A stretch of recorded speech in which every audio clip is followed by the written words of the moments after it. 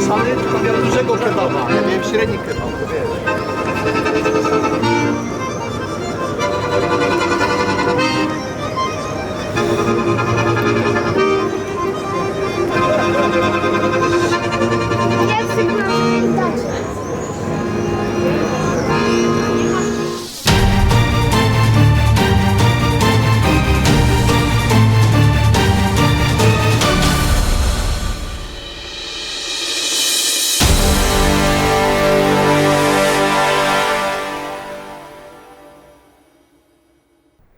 Welcome back to the 21 Convention 2019 of Warsaw, Poland. Our next speaker is a returning speaker to the 21 Convention stage, first taking it in 2018 and recently the Patriarch Edition in Orlando, Florida. He likes his coffee black, and he's a retired heavyweight boxer and a fucking badass. Without further ado, please let me welcome back to the 21 Convention stage, Ed Latimore!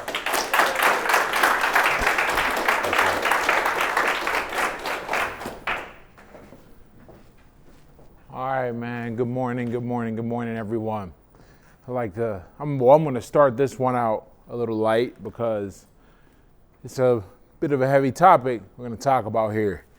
And starting out light, I chose that image off of something, I think I just Googled red pill, right? And I got the image, and I just noticed when I was pulling up the image and getting it ready that the pill inside of the stuff inside of the pill are shaped like hearts, and that just tickled me for some reason. I didn't notice it before.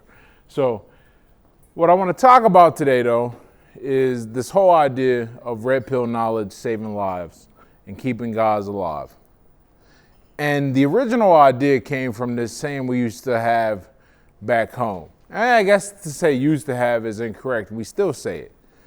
And that's game saves lives. And the whole idea was that when you look at guys who are doing all types of crazy shit, like running people with vans or shooting up places, we go, man, if they were only getting laid, if they only had a better understanding of the world and women, they wouldn't really be interested in doing that. They'd be too busy getting laid. But instead they're not, and they're angry and they go do stuff. Well, I had that idea. And I said, that's a really good topic to speak about at the convention. And then it got really heavy for me because I started doing research to confirm or deny some of my ideas, and I'll go through that a little more, some things that I actually pulled out. But a lot I kept in, and a lot I found not only reinforced what I thought, but took me down an even deeper rabbit hole. So let's get into it. First, there are some tragedies that I discovered. Number one, divorced men are 2.4 times more likely to commit suicide than married or single men. In other words, I don't think being in a relationship, hopefully being in your relationship is happy, but I don't think being in a relationship is any more or less protective from suicidal thoughts, but certainly getting your heart broken makes it way more likely that you want to end your life and leave this planet. And I put the slash for single. In the original stat I looked up, it had married, but I just figured if you're with somebody for 4 or 5 years and you break up with them, your heart's not going to know the difference. I mean, yeah, there's going to be the legal ramifications and everything for separating the marriage, but in a relationship, that's still a sting and that's still heavy. But that's not the worst part. The worst thing is what I discovered next. Divorced men are 9 times more likely to commit suicide than divorced women. And those of us in the know, maybe even if we're in the know, we're not quite sure what that is, but I'm going to break that down, though. But what that tells me is that even though the event apparently affects both sexes equally, clearly something is going on that makes it more difficult for men to cope with being broken up with than women. That's just the first order. Things go badly, you feel badly. But what about the second order? What about what comes after that? Well, 63% of youth suicides are from fatherless homes. How the father becomes absent from the home, I would imagine that the smaller percentage, and not even imagine, the smaller percentage of of fatherless children, the father died, right? But many times it's because he left or divorced or those kind of situations. One or the other, but mostly he left. And why the father left is going to tie into what we're going to talk about. And the last thing, 70% of inmates did not grow up with both parents in the home. And I did dig deeper into this, and they found, and I'm reporting, that having just a father in the home is no worse than having a mother and a father in the home.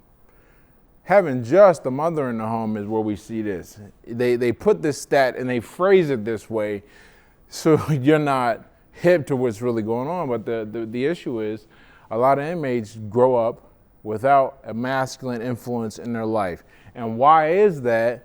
Well, what you do or don't do resonates down beyond you.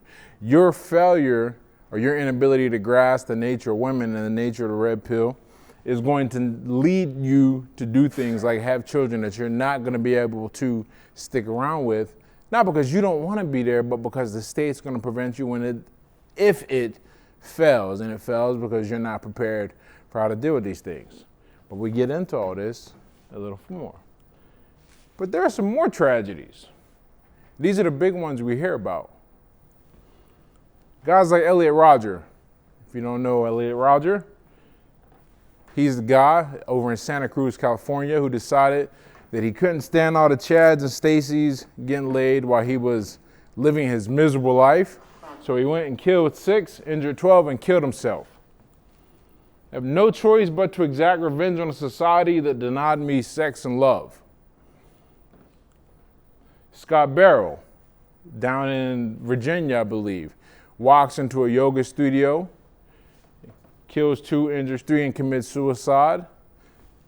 Here's a guy with a history of sexual misconducts and arrests, issues with relating to women and figuring out why don't they like me, right? No one is saying they should like him, but he can't even understand why and refuses to. Chris Harper Mercer, the Oregon Community College shooter, 9 killed, 8 injured, commits suicide. What's he say? Here I am, 26, no friends, no job, no girlfriend. These are quotes taken from the manifestos or the writings they leave behind on social media right before they go out and do the deed. I didn't even know about this guy. This is the biggest one, or one of the bigger ones. Mark Lepine in Montreal, 14 killed, suicide. What's he say? You're all a bunch of feminists. I hate feminists. Now, we rag on feminists a lot, but no one ever calls for the murder of feminists. And it's not like he was able to, and this was in 1989, by the way. It's not like he was able to go out and had these super glasses on and said, you're a feminist and you're not. No, he just targeted women he suspected were against he and his ideologies or his existence as a man more. George Sardini was really interesting to me when I looked into this guy, because here's a guy, when you look at George, and I didn't put his picture up, George is a good-looking guy. I believe he was a high incomer. He definitely had a high income. I want to say doctor, but that doesn't seem right in my memory. But George Sardini, also where I'm from, Pittsburgh, that's where this happened. In Pittsburgh, Pennsylvania in the United States. Walks into an LA Fitness. At random, then not even where the girl is that he was interested in or felt rejected by, who he had just went out on a date with, I believe the week before, kills 3 and commits suicide. Taken directly from his writings, women just don't like me. There are 30 million desirable women in the U.S. My estimate, he actually wrote that. I cannot find one. But the worst, Alec Manassian, 10 dead, 16 injured. He drives a van up in the road in Canada. The incel rebellion has again, we will overthrow all the Chads and Stacys, all hail the supreme gentleman, Elliot Rodger. The guy I referenced in the first slide. Nicholas Cruz, 17 dead, 17 injured. This is the Parkland shooter. Obsession with the girl who rebuffed him intensified up into the final days where advances pushed back during the day of shooting. So I did a lot of research into the shooting and discovered that the timeline of the shooting, there was a girl that was his interest and he was chasing until the day of. He actually texted her and she was like, get out of here, you're weird. And granted, he was a weird guy. No one's saying that the only reason these guys do these things is because of the failures of women, but they all have that in common. And there's in all of these, and I actually took out a guy, you guys, as Europeans, probably familiar with him. This slot originally had 3 names on her: Alex Manassian, Nicholas Cruz, and Anders Luvitz, the guy who flew a plane into a mountainside because, and they blamed it. When I first did the research, they were saying, okay, he just went through a breakup. He bought his girl an Audi, and she divorced, or not even divorced, I think they were engaged. She dropped him. And I did a little more research and found out the guy was just sick. I mean, it just so happens that event happened, so I didn't think that would be fair to include. But I want to highlight that to show you that I'm not just choosing these guys at random who happen to have a difficulty in romance or a difficulty accepting the nature of women and adapting to it. I'm choosing these guys because that seems to be a significant motivator. And more importantly, and I couldn't find much on the other guys, but more importantly, Nicholas Cruz was the subject of an article that came out a little while ago where they talked about 26 of the 27 deadliest shootings in the United States have been by guys who didn't have fathers in the home. Now that's since been edited, that research shows it was more like 19 or 20, not 26 of 27, but that's still significant. We're still seeing that an inability for men to form connections with women, what did I say at the beginning? Not just the first order, what these guys do, but the second order, what their offspring do, is an effect. Now, what's the problem here? Fewer role models for masculinity in the media. Guys don't turn on the television and see an idea of a stronger man or a man that's capable. I think the biggest show, or one of the biggest shows right now in the United States and perhaps over here, is Modern Family, where our portrayal of what a man is in that show, a man who leads his family no less, is not something that I personally would consider to be a strong male role model. And I know if I think that, and I'm from a single mother home, then I know that many guys must feel the same way. Perhaps they don't articulate it as such, but they know that what they're looking at is not something that strongly reflects what they will naturally want to become.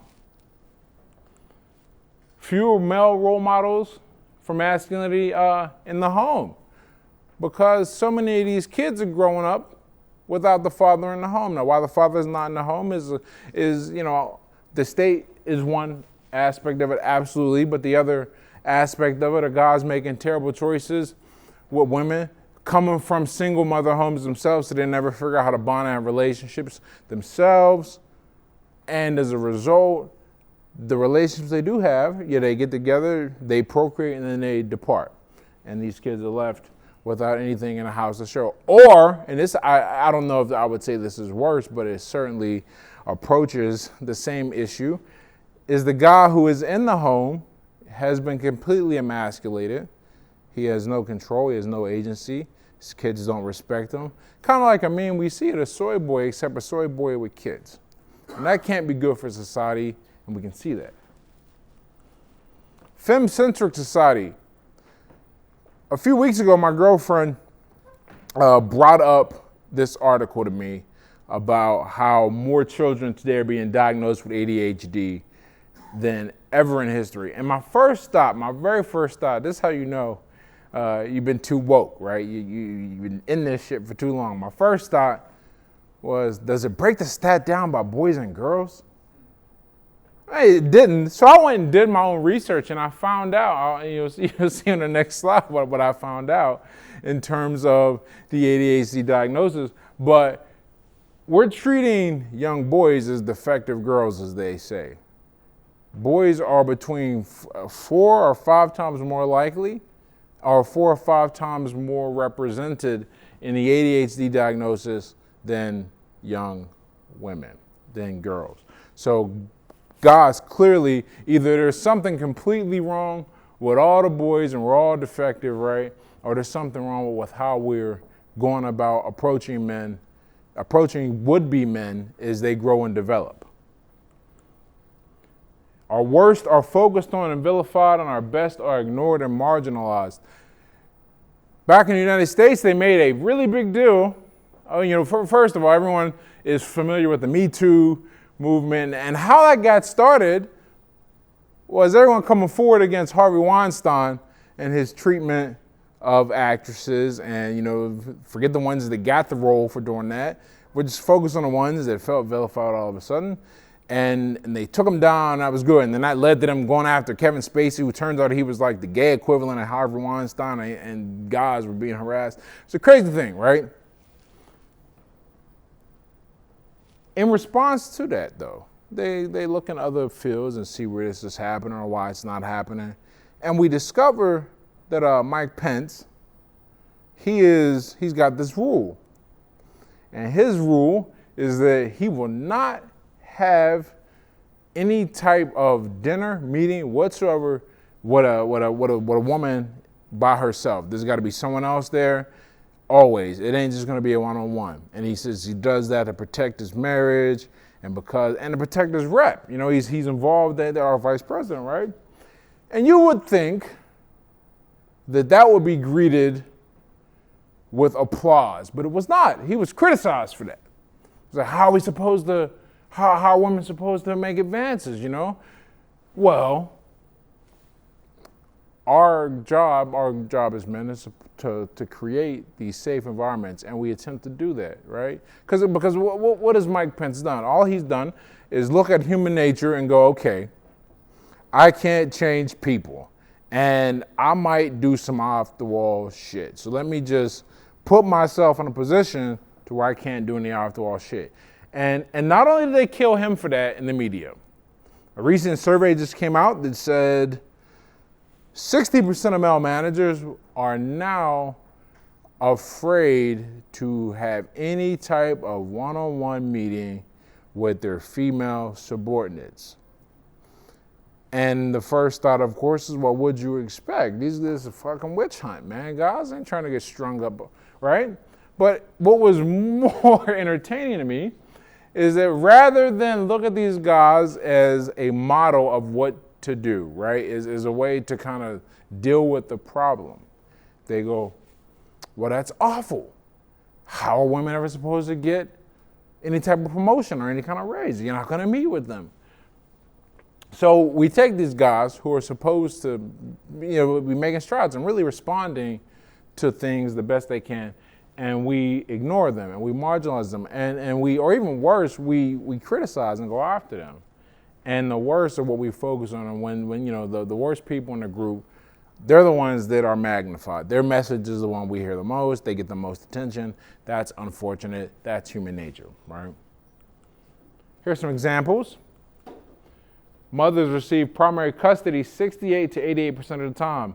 Fathers receive primary custody 8 to 14% of the time, and equivalent residential custody is awarded in only 2 to 6% of cases. This blew my mind. I wasn't aware of this. Like I said, this putting together this presentation was very enlightening for me because I just followed the facts. And if I saw something, I went and followed more facts. So what we see here is obviously and very clearly the state is favoring putting boys in a situation, or all children, not just boys, because there's effects on the daughters too, and we'll get into that, in a situation where they're going to be raised with a mother as the primary figure they see. We're removing those masculine role models. Males are generally more likely to be diagnosed with ADHD than females, with male to female ratio of approximately 4-to-1 in community samples. I remember my original research, it was a little closer to 5-to-1, but then they played with some wording and got it down to 4-to-1. But the point is overwhelmingly clear that they're looking at young boys as something wrong, not something right. Otherwise, we would expect to see it like more closer to 1-to-1.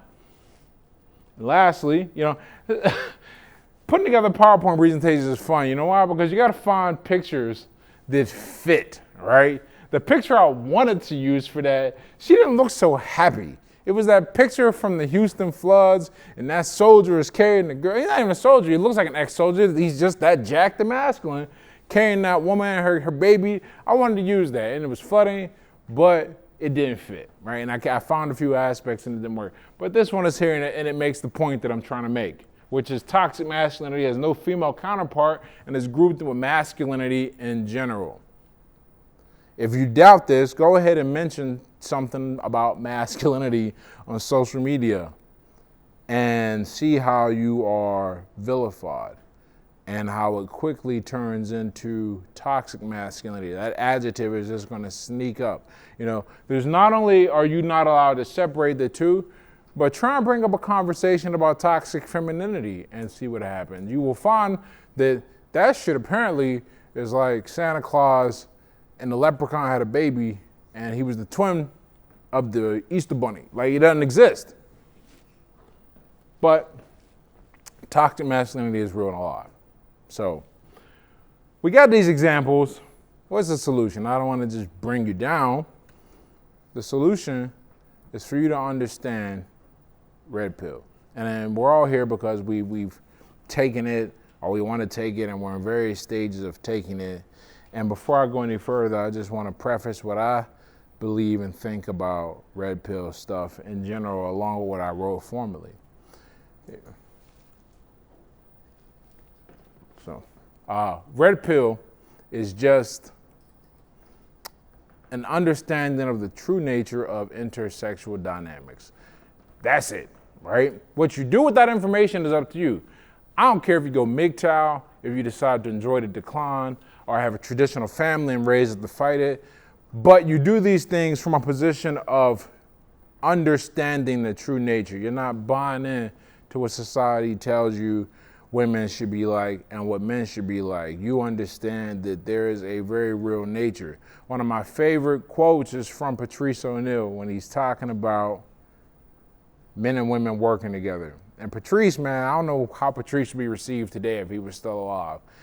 Things become rough, but he said something hilarious. He goes, men and women working together is like having a grizzly bear work with a piece of salmon dipped in honey and expecting the grizzly bear to just be cool the whole time. Now, clearly that's taken to an extreme for comedic effect, but the point of that statement is that we have a nature. And just because society has changed doesn't mean that all of a sudden our biology is going to just go right along with it, hop and step. Maybe it never catches up. Maybe it catches up 100 years from now. What we know is right now, the way we are not any different than what we were. At the core, we've certainly, we're more accountable for our actions, and I think there's a greater movement for us to be good people, and no one, at least I am not advocating for you to just go out there and be an asshole and be grabbing asses and all that kind of stuff. But there's a certain truth to human nature and a certain truth to intersexual dynamics, and when you deny that, you get into all kinds of problems. That's all. And our solution, though, now remember that, though, and then we get to the solution, we'll come back to that. Solution, we've got to accept that no one's coming to save us. And this means that we have to save ourselves. I think the hardest thing for many of us to really take in is that, and in my speech before kind of focused on this when I spoke on a stage, or a stage like this, in an event like this in a different country, was that we have to accept that just because we know a thing, and we may even be surrounded by other people who know the same thing, that society at large is not going to change and believe something and act on those beliefs because we do. Our job is simply to find the like tribe and get with that tribe and then bring up and live our lives that way. If someone doesn't agree, look, man, you either get on my page or pick up a different book. That's all it's got to be. If they aren't with that, then you are not going to be able to get along with them well. And how you decide how you deal with that, whether you just shut up or you go, all right, man, we're out, is up to you. But you got to understand, not only is no one going to save you, you can't save other people, and you can't expect people to understand your perspective because you see the truth. The truth has no allies. By looking at those who have already fallen, we can figure out how to avoid a similar fate. You watch, you look, and you see what happens, man. I look at that whole thing with Mike Pence, and this really bugged me for a long time when it happened, because it echoed something else that I had experienced. I watched a friend of mine post on Facebook about, I guess a few years ago, these nerds figured out a nail polish that a girl could use, and she could dip in a drink, and if the drink had been roofied, the nail polish would change color. I thought it was brilliant, personally, right? I don't know anyone. I mean, I'm sure you guys don't know anyone either, right? That have used roofies, but in case those roofies happen, there's a way to stop it, and we were going to be okay, right? Date rape was going to come to a screeching halt, and it was going to be good for everyone. But how was it received? A buddy, she freaks out. A friend of mine on the internet, she goes, "Oh my God, I can't believe this is a thing. We should be locking these guys up." Whatever. And a rational friend of mine responded rationally. He says, "So are you saying that because we can't stop all of it, we can't stop any of it?" And she blocked him, right? Cut him out of life. All he did was, she's saying, "I want to live in a world we don't need this nail polish." I think that was her exact wording. And all he goes was like, "You're saying because we can't stop all of it, we shouldn't stop any of it." And she decided that this guy had to go. And what is that lesson for us? The same lesson we take from Pence is that when you bring the truth to people, you got to be ready for the consequences. And it's unfortunate that we have to put those two words in the same sentence, truth and consequences. But that is the burden of knowledge that you carry when you know how things really work. And you have to look around and decide, okay, do I want to really be about this life? Do I really want to open my eyes? Do I want to try and open other people's eyes? Look and see who fell before you, see if it's worth it. And above all things, you must accept the truth about society, our place in it, and what must be done. You have to keep on keeping up the good fight. I think about that scene in the Matrix, and the Matrix, right? It gives us the red pill analogy, and it's a great kung fu movie to many people, but to a lot of us, I think a lot of people in this room anyhow, there's some really great philosophical points made, albeit packaged in a bright Hollywood kind of wrapping. But one of my favorite scenes is when when the one guy, I can't remember his name right now, but when the one guy is trying to get back into the Matrix, and he goes, "Look, man, I know this steak taste is not real, but I want to get back to having real steak again, man. I want to get back to the illusion. I want to get back to the bullshit. I want to go back in the Matrix, man. I'm tired of this. This realness is too much for me." Well, the unfortunate thing is you don't really get to make that choice, and that was the whole point of that scene. Is like once you wake up, man, you can't go back to sleep. And I think that once you know how things really work, you automatically have a responsibility to do something about it for yourself and your life, and that's all you can do, right? You can't change someone else's life. You might want to, they're not gonna listen. Not only they're not gonna listen, they're gonna hate you. It's just, so you gotta decide if you wanna go for that fate down that road, and you know what you gotta do. So what are some things we gotta do, right? We got to swallow the pill completely. What's the red pill? An understanding of intersexual dynamics despite what society may have you believing. Red pill understanding is like teaching slaves how to read. It was forbidden because it gave them a means to be free. We've heard a few speakers up here already talk about what happens when you have agency, what happens when you're free, what happens when it's hard to control you. When you stop believing that you a caged tiger and you remember what you really are, man. You really a beast. Cat Williams, first of all, I hope you guys are fans of comedians and not these new comedians. I tried to watch, what the hell is his name? Trevor Noah the other day. I tried to watch him and all I could see was agenda, narrative, agenda, right? I couldn't laugh, right? I like the old shit, man, where guys were not afraid to offend. And one of my favorite old-time guys before he lost his mind on crack was Cat Williams. And Cat Williams has got this great bit where he's talking about a few years ago, some guy fell into a tiger cage, right? And the tiger fucked him up, man. That's what they do, right? But he's like, guy falls in a tiger cage, and the tigers look up, and they look at him and go, man, I feel like I should do something here.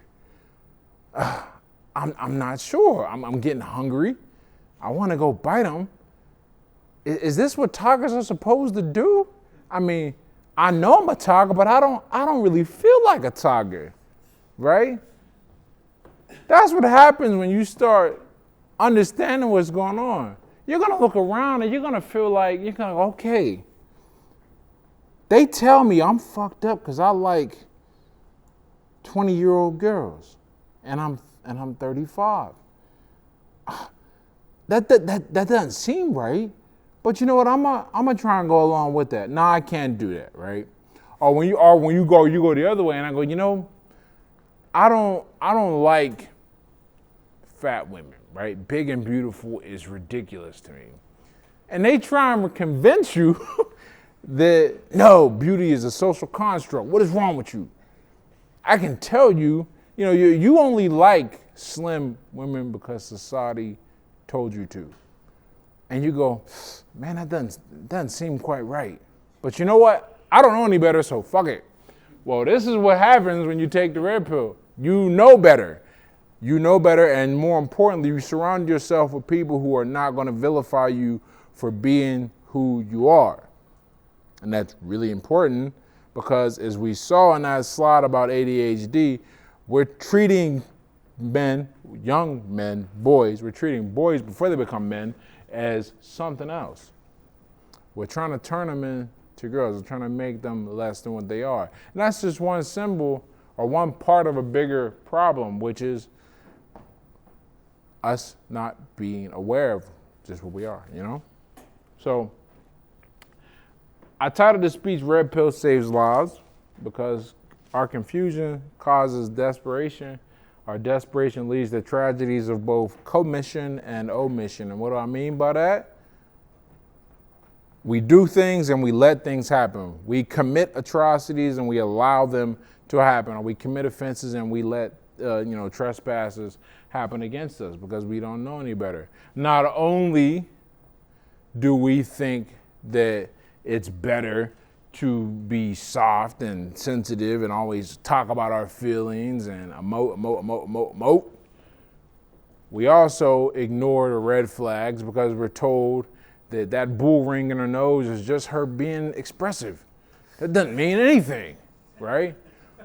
Who cares how many guy friends she's got liking her wall? I'm just gonna ignore that, right? So we commit offenses against our own sensibilities, and we also allow things to happen that we know better. We know it's not real. So this is the first solution to this. What are we gonna do? That's not me, by the way. I know he's black. That's not me.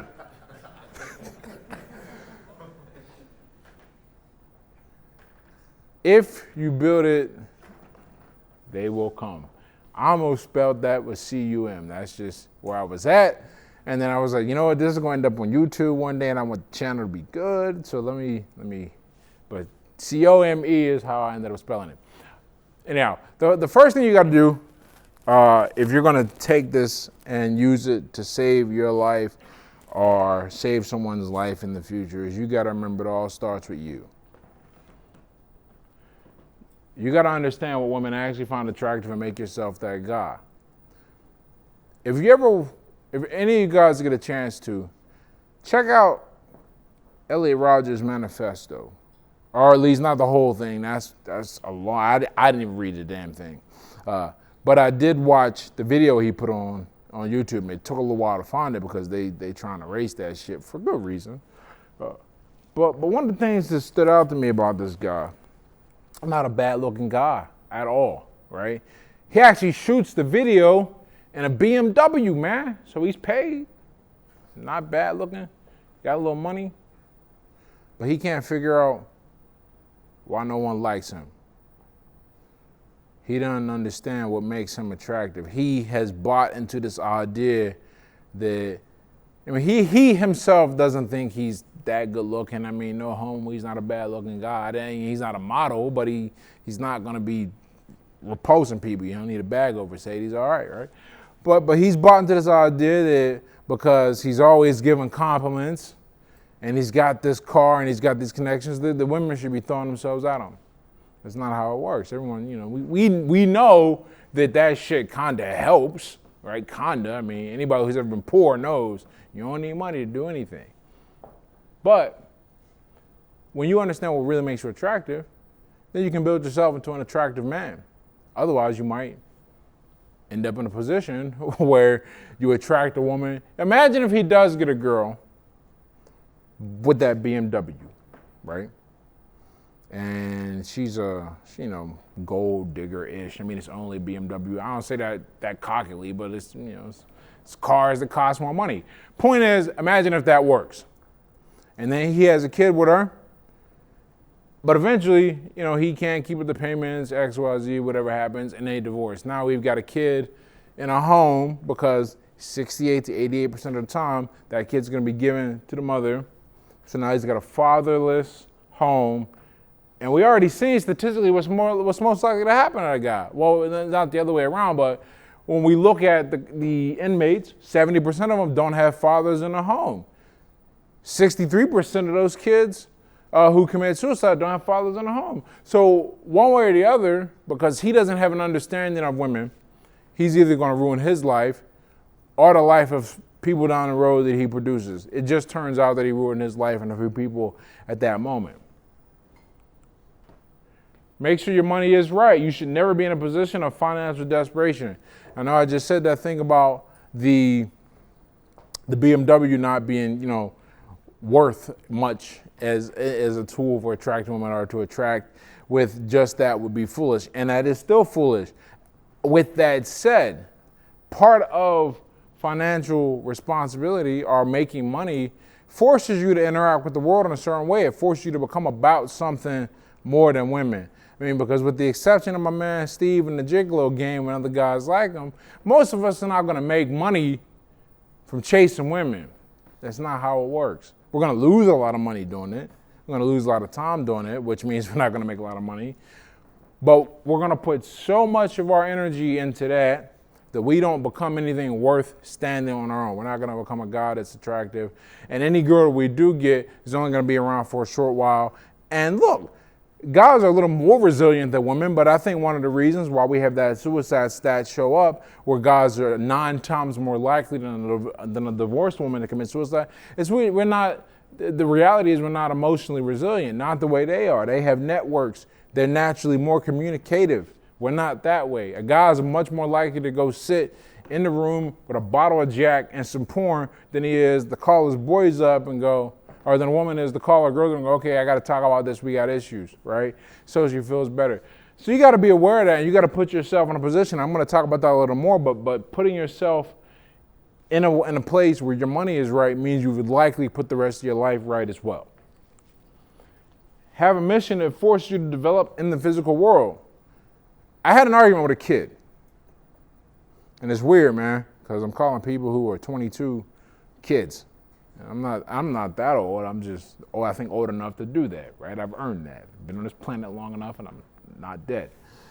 But he was talking about how he couldn't get women and no girls liked them, and we were going back and forth. And I'm offering him the best I can, but I said repeatedly, man, I've been in a relationship for 6 years, man. I'm not in the streets like that anymore.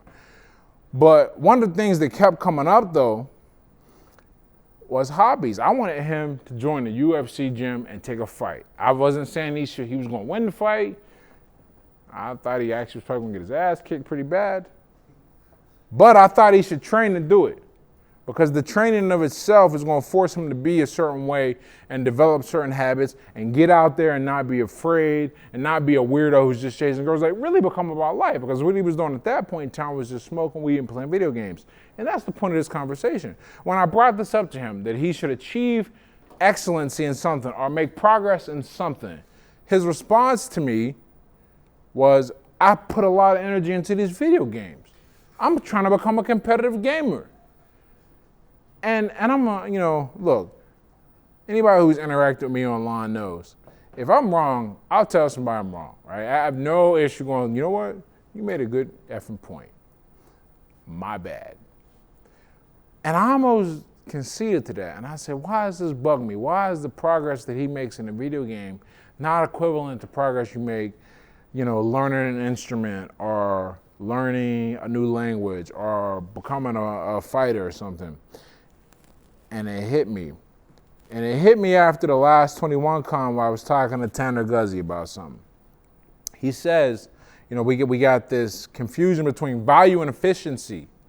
The kids think because they're efficient, they're valuable, right? That because they have figured out a way to make a little money by taking one resource and putting it here with another one, or are memorizing patterns in a video game, that they have added value to the world. And reality is no, they haven't. They have just taken advantage of systems that already exist and kind of placed themselves there. Or they sit there and just over and over again, it's like if you read a book, if you read the Bible enough times, you memorize most of it. 80, 90% accuracy. You get to the next level of Bible, whatever that level is. And the same thing happens with video games, I think. And it hit me. It was like, you're not developing. You don't suffer. There's no penalty for you making a mistake. There's nothing to develop you as a man. And we are developed through hardship. We're developed through failures. We're developed through that sting, man. You lose a level, or you lose a battle, and I don't even know the video games anymore, man. I'm so out of it. But if you get shot in your video game, it's not getting shot in real life, right? It's not the same as at least getting punched. You don't feel anything. You don't learn anything. You don't become a better person. You just learn, okay, let me not make this move so I don't get hit. And it's not really learning as in feedback. It's learning as in efficiency. So your mission's got to force you to develop in the physical world. Whatever your mission is, I'm not here to tell you exactly what that mission is going to be, but I'm telling you that needs to be something that puts you out there and makes you interact with other people. Doesn't matter what it is. You don't have to change the world.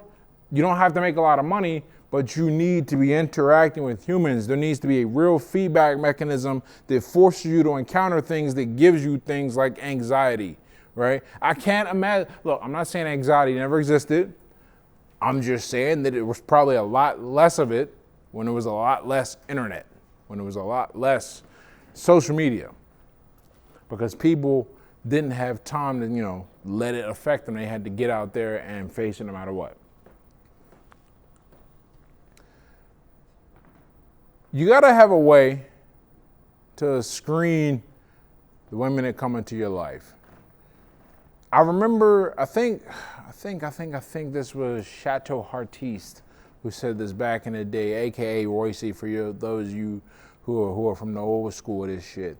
But he said that picking up women was one part of the game. But the other part, the part that no one talks about, is screening them, knowing when to fold them.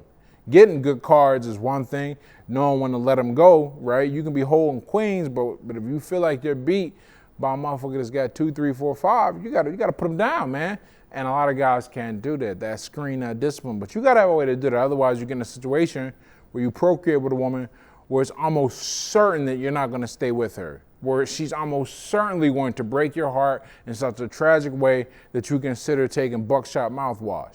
And it's not going to be a good thing, right? What beginners have done, starting in the right way, is 80% of the battle. If all you had was a list of things you wouldn't accept, a lot of guys have a list, right? People have a list. They go, I want them to be 6 feet tall. I want her to be a certain body weight, and I want them to make this much money. I want her to have her hair be this long. All that shit's good and well. It's all once. But what about what you don't want? That's what's going to cause you the most issue in the long run, is the things that you end up, the landmines you end up stepping on that you didn't see, right? I mean, you can say you want to be to the other side of the war zone, but the thing that's going to stop you is shit you didn't see, so you didn't expect. Dodge bullets, the landmines you step on. If you're not ready, you're not looking. Those are what's going to blow you up. So you have to know what you want in a person.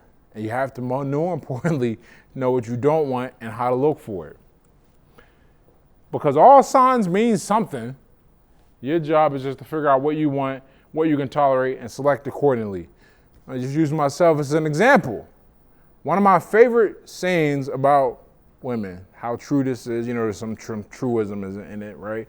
Is that you can have two of three things, right? You can have extreme beauty, you can have extreme intelligence, you can have extreme emotional stability.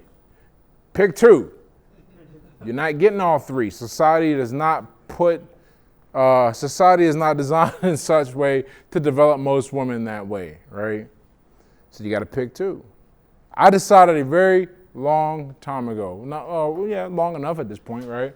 After some pretty bad experiences, that emotional stability was non-negotiable and intelligence was non-negotiable.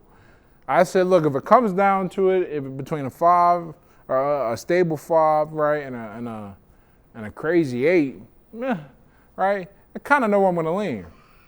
That's me. Whatever it is for you is what it is for you. And once you know what that is, you have to know how to look for that. I knew like my girl was a keeper when she drove down to see me at AIT, Advanced Individual Training, after basic training in the military. When she drove down to see me, and for our date, we went to the Science Museum and the Holocaust Museum. I said, okay, this girl who likes learning, she good, right?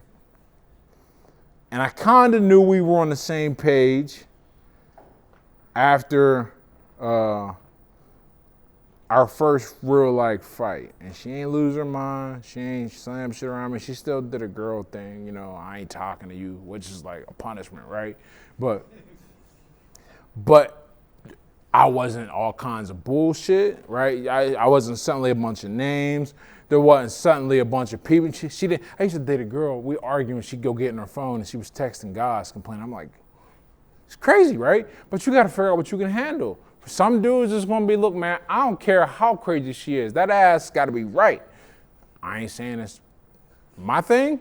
But once that's your thing, and that means what are you going to select for? You're going to look for how does she eat? How does she drink, right? If you want to see how smart she is, you look at her hobbies, see what that is. Emotional stability, how many tattoos she got? She got that stupid ass bull ring in her nose, stuff like that, right? You have to look at these things and don't be afraid to have those standards, man. Like I'll never forget, one day I was on a date. This is right before I met the current woman, and I was on a date, and I don't remember what she said exactly. Oh, I found out that she was heavy into club promotion kinda. And I said, this ain't gonna work. And we had already been out on 2 dates, and I just got up and left. And that was very liberating. But it was at that point where it really made sense to me. I was like, okay. That was a sign that I had put together signs my entire life, and I said, that was a sign. This is a girl that's gonna be in the club. That ain't for me. It's not what I'm looking for. Let's just end this right now. I think a lot of men would go, okay, this just means it's got to be a quick lay. I got to get in there and get out, like the special forces, man. Like, nah, man, because that was too much time wasting for me to even bother being there,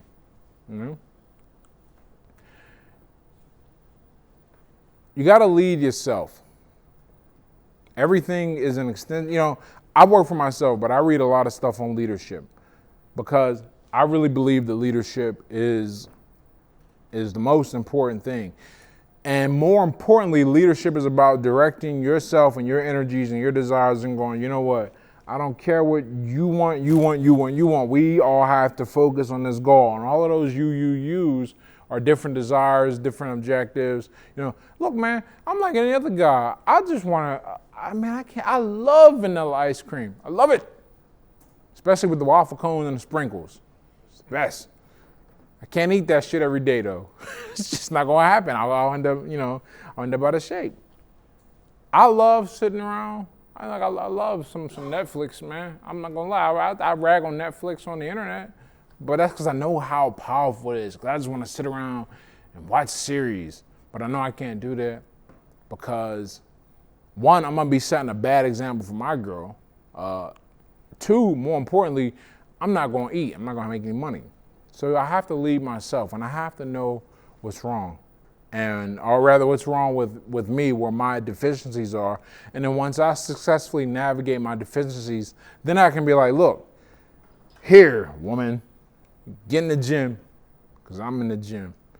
Stay on your purpose, because I'm on my purpose. Because I'm a big believer in this. I cannot have someone else do something if I'm not doing it myself. It's not going to happen. And at least someone in my steed or under my protection, as we say, right?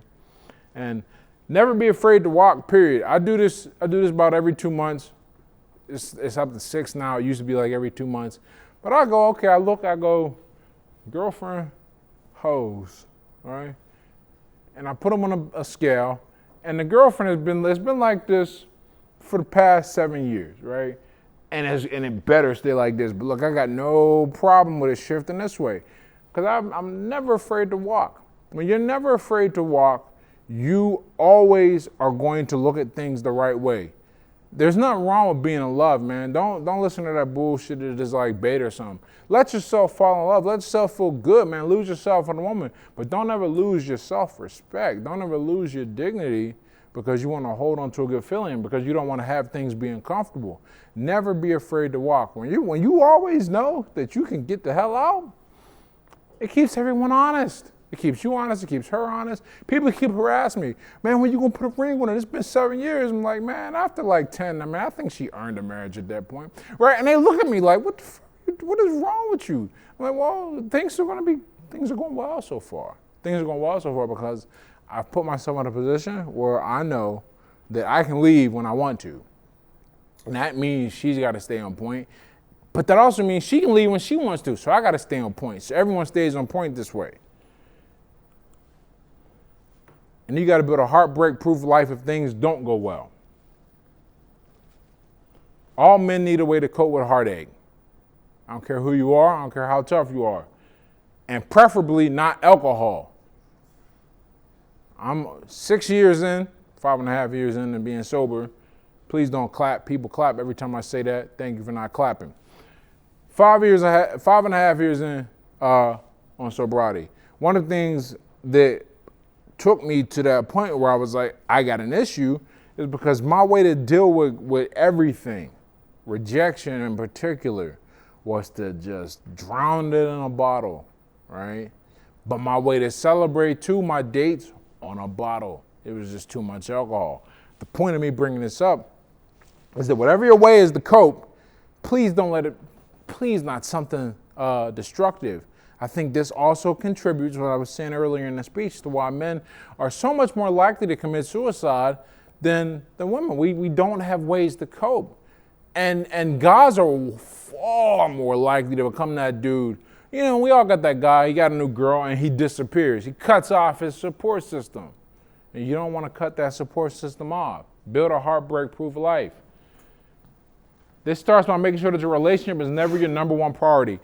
I put this in here before I saw something online, right? And I have to preface what this slide now, because what should be obvious isn't obvious, or maybe it's only obvious to me. When I say your relationship should never be your number one priority, this is a probabilistic statement, not a deterministic one.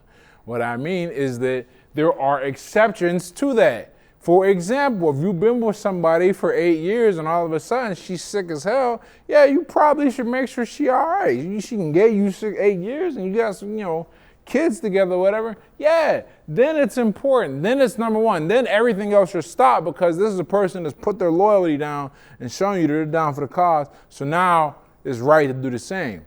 Now, if you were somebody 6 months and you ain't doing shit, but I did it. One of the reasons I started boxing, by the way, this is a side note on boxing, is because for 4 years I was with somebody and all I did every day, every job I took, one of the reasons I didn't finish going back to school was because I was trying to make sure I seen her every single day. She was talking about going away for school. It terrified me as a man. I wanted to because my relationship was my number one priority, so I wasn't progressing in life.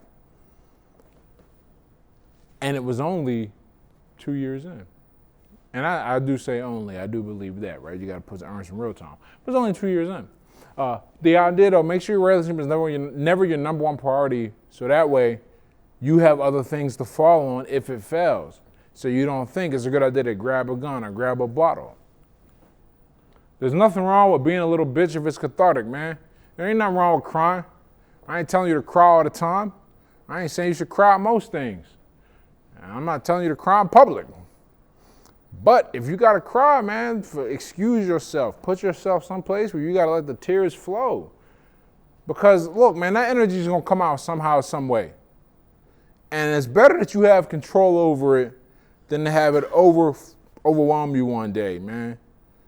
People are never gonna forget the time I cried like a little. I was 22. I still get people, I'm 34, that's 12 years ago. Cried like a little bitch, man. I was drunk. In the middle of a party, girl had just dumped me. I was crying, man. Well, I don't even remember it. I mean, I saw pictures of it. And people had their phones out and shit. Like, I remember it. But, like, I don't remember it, but I've seen it. But it happened. And while I obviously needed to cry, man, I should have held that shit and handled it like a soldier. I shouldn't have been drinking so much to deal with it. But these are lessons you learn. You got to have a heartbreak-proof life. The coldest shower you'll ever take is seeing how quickly a woman gets over you. Man, y'all laughing because y'all know it's true. And you got to deal with that. She gonna forget you. And this is just because that's that whole emotional, whatever it is, man. I don't know the exact science, but I know there is a difference. I don't need to be an electrical engineer to flick the light switch any more than I need to be a neuroscientist to understand and realize that there is a difference between the way men and women love. And one of the advantages they have is they can pop on, and not just physically, not just get under somebody to get over them, but like legit be in love with a new motherfucker while you still looking around wondering where the furniture went. And when you accept that, then it's not gonna surprise you. It's not gonna put you in a position where you think the world is a terrible place. I mean, it's still pretty terrible. But what we say in boxing, the punch that puts you down is the one you don't see. When you know this is coming, it's a lot different than you've learned in the first time in the hard way. And you just go, well, what happened, man? I just gave her a diamond ring. She's supposed to love me. Spent my 3 months salary. I don't know where that came from, 3 months salary, man. And lastly, don't forget, man, this is the most important thing. What you do now prepares you for things you can't predict and sets in motion things you'll never see. You create your future in someone else's you'll never meet by your actions or inactions in the present.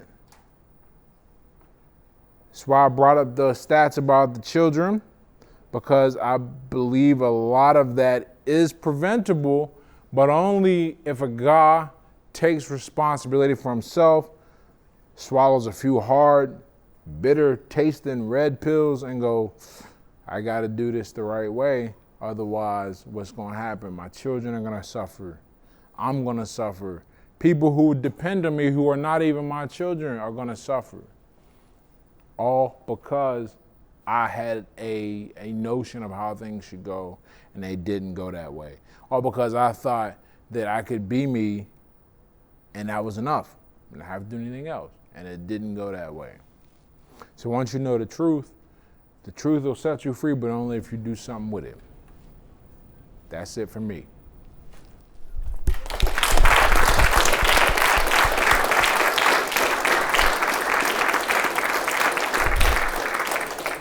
We have time for 2 questions for Ed.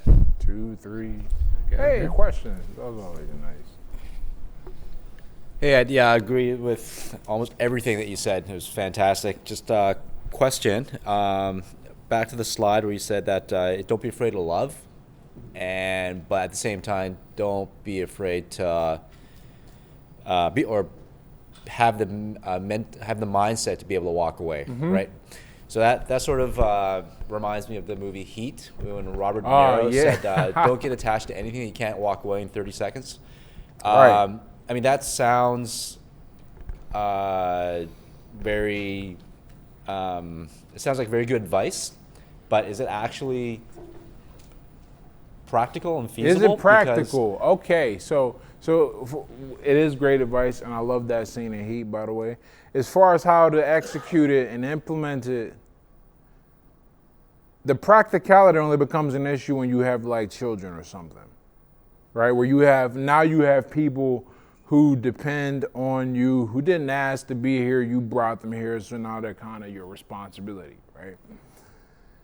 But if if you've been with somebody and y'all have no ties together, yes, you should.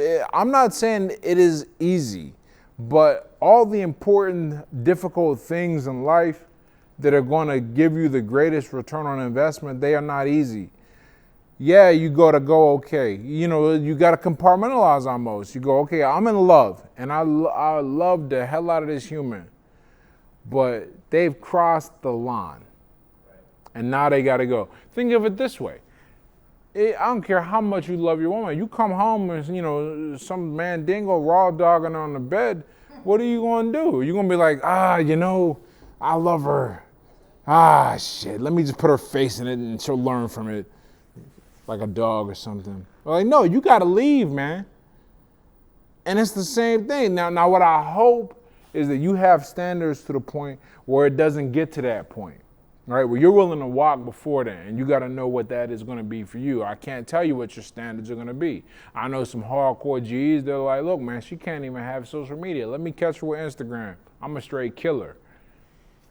And other guys that are like, all right, man, she can have one male friend as long as he gay or something, right? Who knows, right?